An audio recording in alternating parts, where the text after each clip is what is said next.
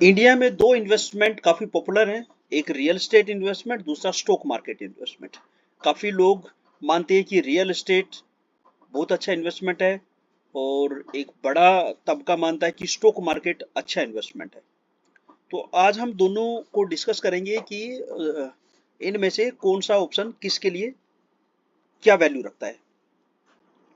तो सबसे पहले देखिए, तो कोई भी इन्वेस्टमेंट हम करते हैं तो सबसे पहले हमें चाहिए लिक्विडिटी। तो यहाँ पे जब लिक्विडिटी का बात आता है तो स्टॉक मार्केट का लिक्विडिटी ऑलवेज हाई रहता है as compare to real estate. Because stock market को या कोई भी स्टॉक है, चाहे आप म्यूचुअल फंड की बात करो चाहे ईटीएफ की बात करो, सेल करना काफी इजी रहता है। सेकंड, कि स्टॉक मार्केट में आप पार्शियल सेल कर सकते हो। कि सपोज करो आपको एक स्मॉल अमाउंट चाहिए, कि आपको एक्स वाई जेड रीजन से 1 लाख रुपीज चाहिए, तो आप 1 लाख रुपीज का अपना स्टॉक मार्केट का यूनिट सेल कर सकते हो। जबकि रियल एस्टेट में ऐसा नहीं है कि आप उसको पार्शियल सेल कर पाओ। अगर आपने एक होम सेल करना है तो आप, ऐसा नहीं है कि उसमें से एक किचन सेल कर दोगे, उसमें से एक बेडरूम सेल कर दोगे या फिर उसमें से एक ड्राइंग रूम सेल कर दोगे, आपको कंप्लीट सेल करना पड़ेगा।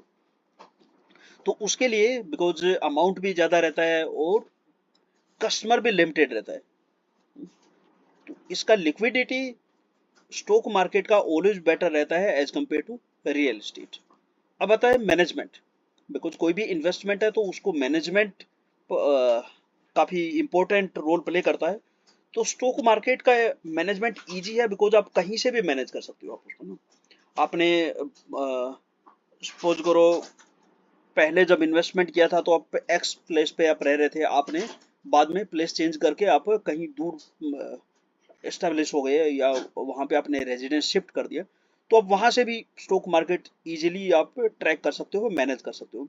जबकि रियल एस्टेट में ये थोड़ा सा डिफिकल्ट रहता है कि आज आपने दिल्ली में कोई प्रॉपर्टी से परचेज किया है, आपको एक्स वाई जेड किसी भी रीजन से अगर बॉम्बे जाना पड़ा तो दिल्ली की प्रॉपर्टी मैनेज करना डिफिकल्ट हो जाएगा। बट अगर स्टॉक मार्केट की बात करो तो आप चाहे दिल्ली में हो चाहे बॉम्बे में हो, कहीं पे भी आप रहो, आपको मैनेजमेंट से रिलेटेड कोई भी इशू नहीं आएगा।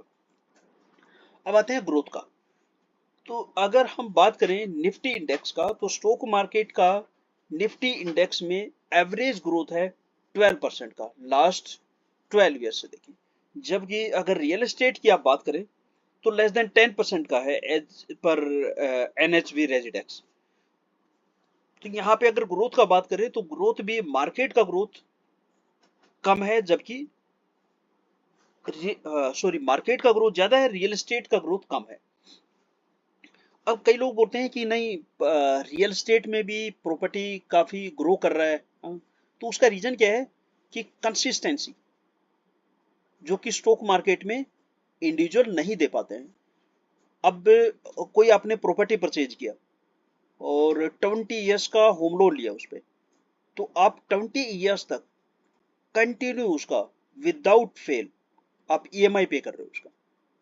बट अगर सेम अमाउंट आप स्टॉक मार्केट में 20 इयर्स के लिए एसआईपी करते हो, ठीक है, तो बड़ा डिफिकल्ट है, बीच में आप उसको ब्रेक कर दोगे एक्स वाई जेड जिस भी रीजन से।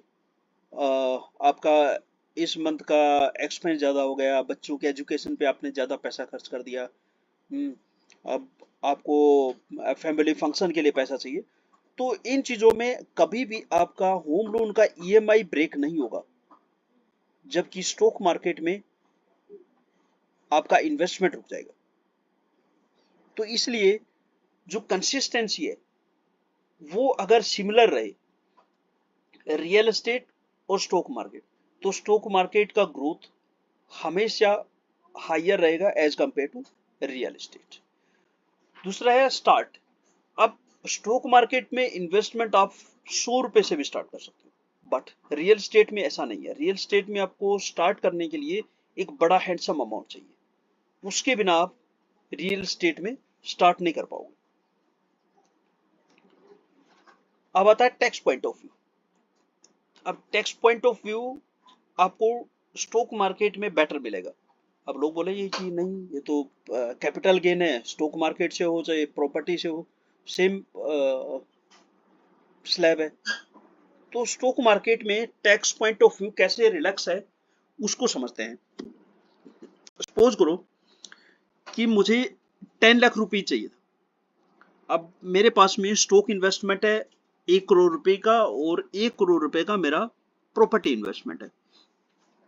अब अगर मैं प्रॉपर्टी इन्वेस्टमेंट है तो मुझे 1 करोड़ रुपए का पूरा प्रॉपर्टी सेल आउट करना पड़ेगा, और कंप्लीट प्रॉपर्टी पे जो कैपिटल गेन होगा उस पे मुझे टैक्स देना पड़ेगा। जबकि रिवर्स में अगर मेरा 1 करोड़ रुपए का स्टॉक मार्केट में इन्वेस्टमेंट है और मुझे 10 लाख रुपए चाहिए, तो मैं 10 लाख रुपए का मेरा यूनिट सेल करूंगा और 10 लाख रुपए पे ही मैं टैक्स दूंगा। तो स्टॉक मार्केट का टैक्स स्लैब ऑलवेज बेटर है as compare to real estate. तो अब आप डिसाइड कर सकते हैं कि इन्वेस्टमेंट कहाँ बेटर है, रियल एस्टेट और स्टॉक मार्केट।